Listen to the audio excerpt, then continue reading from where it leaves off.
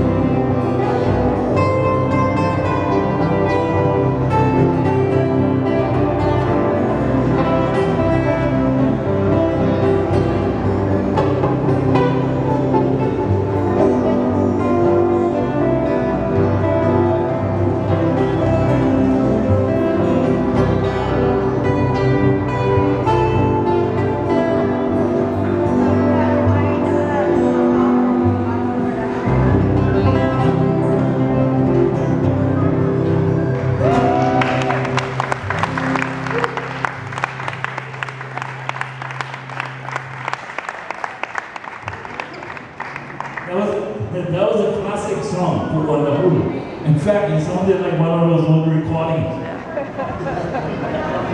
Sounded like we was recording them on the Juliet tape recorder.